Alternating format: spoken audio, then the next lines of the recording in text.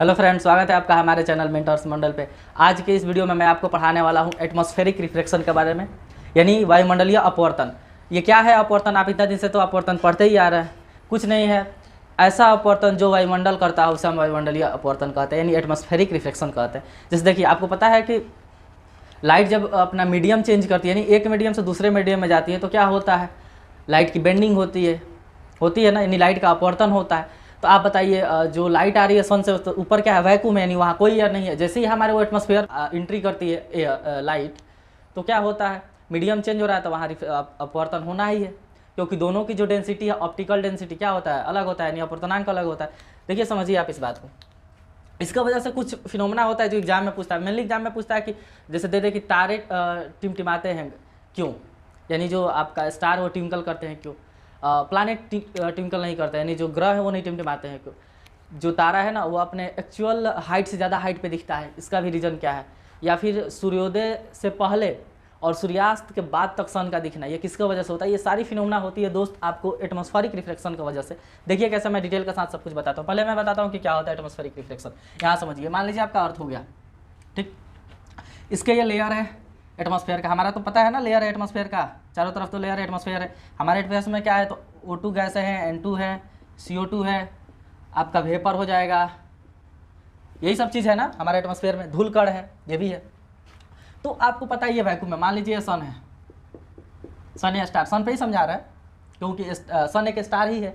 तो यहाँ से जो रे आई, मान लीजिए यहाँ से रे चली, ठीक, तो जैसे ही हमारे ये एटमॉस्फेयर में एंट्री करेगी तो क्या होगा दोस्त कि हम इसका, यहाँ तो वैक्यूम था, तो इसका आपको पता है कि वैक्यूम में जो लाइट होती है अपना फुल स्पीड से चलती है, यानी जितना सबसे फास्ट हो सकता है उससे चलती है। तो इसमें 3 लाख होता है। जैसे हमारे एटमॉस्फेयर में आएगी तो अब यहाँ मान लीजिए यहाँ कोई आदमी खड़ा है इस पॉइंट पे, यहाँ तो लाइट ये क्या है इसका? तो आप यहाँ देखिएगा तो ये इसका क्या है दोस्त?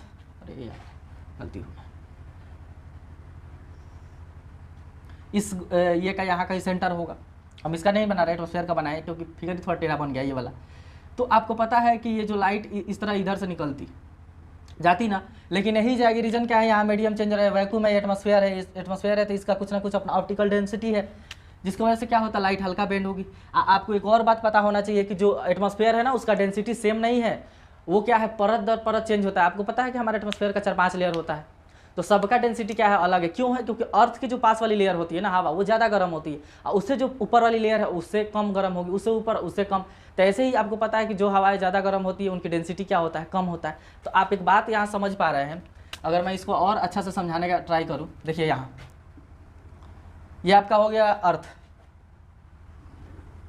ये एक लेयर हो गया एटमॉस्फेयर का, ये 2 लेयर हो गया, ये 3 लेयर हो गया। मैं 3 लेयर पे ही आपको समझा रहा हूँ, ठीक। ये 3 लेयर हो गया एटमॉस्फेयर का। यहाँ से तो यहाँ कहीं आपका स्टार है, और स्टार को ना हम पॉइंट साइज लेंगे। इसलिए पॉइंट साइज लेते हैं ना, क्योंकि ये स्टार जो है हमसे क्या होता है दोस्त? बहुत ही दूरी पे स्थित है, इसलिए हम पॉइंट साइज लेते हैं। है तो बहुत बड़े, लेकिन हम पॉइंट साइज लेते हैं। यहाँ से मानिए कि रे आ रहा है, तो यहाँ तो जो वैक्यूम है, तो रे तो आपको पता है कि जो लाइट है स्ट्रेट लाइन में ट्रेवल करती तो करेगी ही। लेकिन आपको हम एक बात बताएं कि ये हमारा अर्थ है दोस्त, ये आपका अर्थ है और इसकी लेयर है। ये मान लीजिए इसका सेंटर है, अर्थ का ये सेंटर है, ठीक। तो इसकी लेयर है, और ये लेयर को हम इसलिए बांटे हैं ना क्योंकि सबकी डेंसिटी अलग होगी। रीज़न क्या है? ये अर्थ से ज़्यादा नज़दीक वाला एयर है तो ये ज़्यादा गर्म होगा तो ये आपका क्या होगा?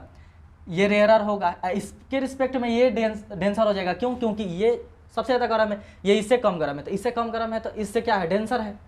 ये इससे कम गर्म है, यानी इसके रिस्पेक्ट में ना ये वाला डेंसर हो जाएगा। तो देख रहे हैं हर एक लेयर एक दूसरे के रिस्पेक्ट में क्या है? डेंसर और रेयरर है। तो जैसे ही लाइट यहाँ एंट्री करेगी ना, तो पहले हम एक क्या बनाते हैं दोस्त? एक हम बना देते हैं इसका नॉर्मल है। ये क्या है? एक नॉर्मल है। तो आप यहाँ एक बात देखिए, सॉरी एक ही का बनाइए, सबका तो अलग अलग हो।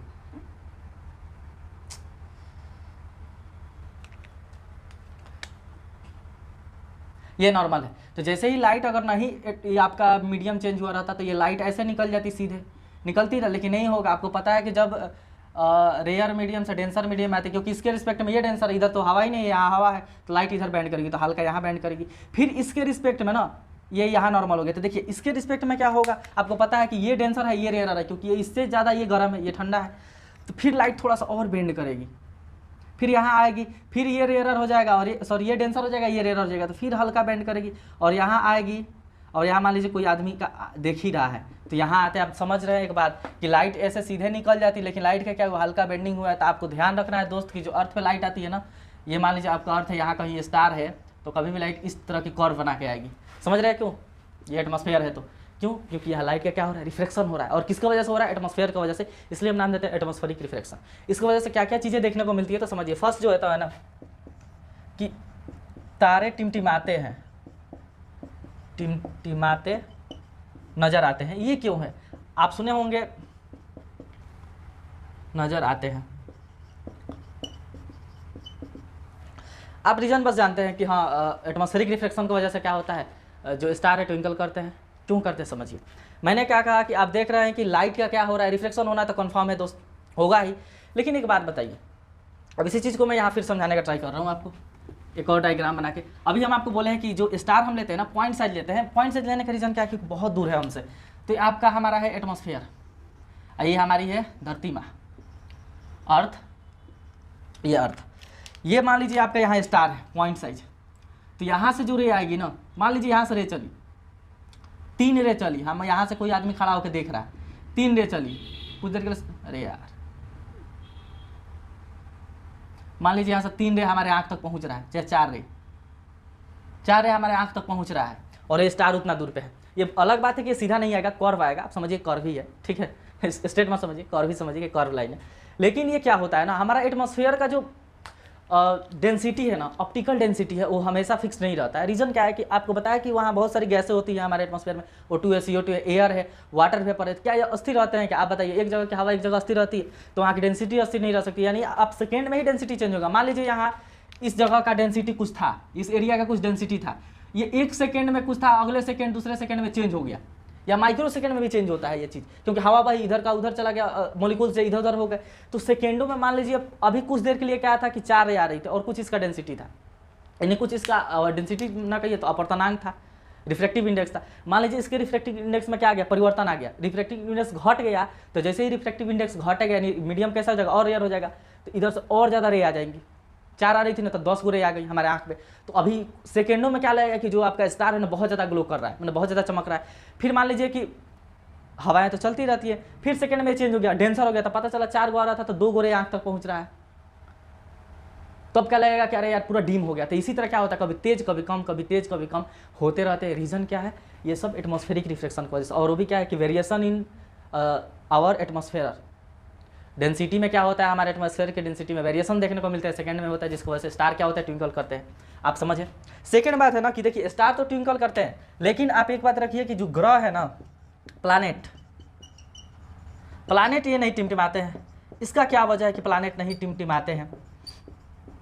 तो देखिए हम जो ग्रह आपका स्टार है ना, तारे, वो बहुत दूर है।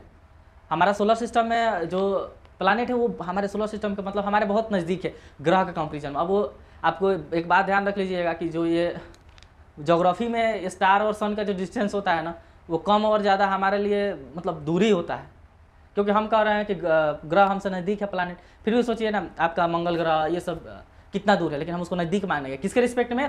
स्टार के रिस्पेक्ट में। तो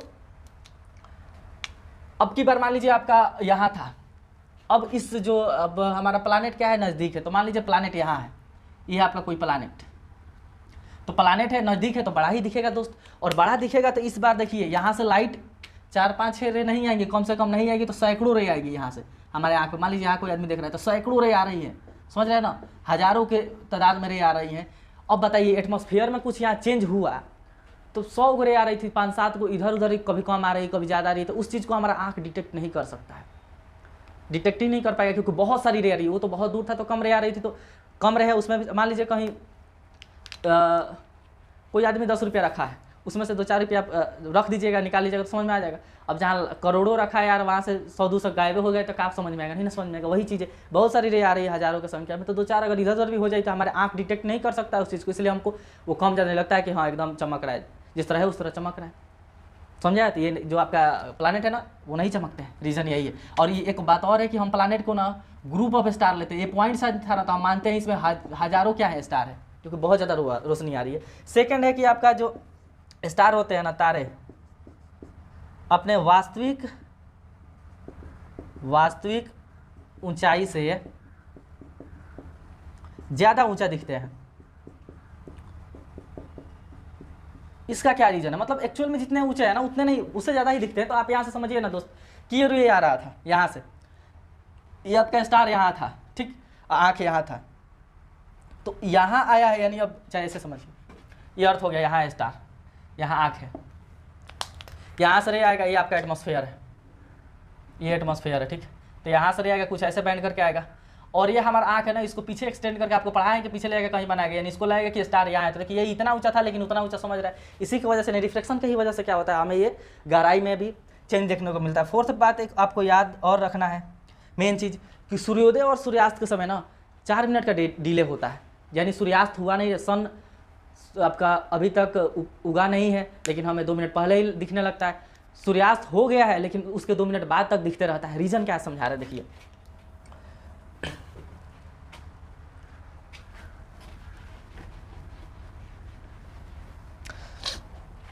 ये आपका मान लीजिए कि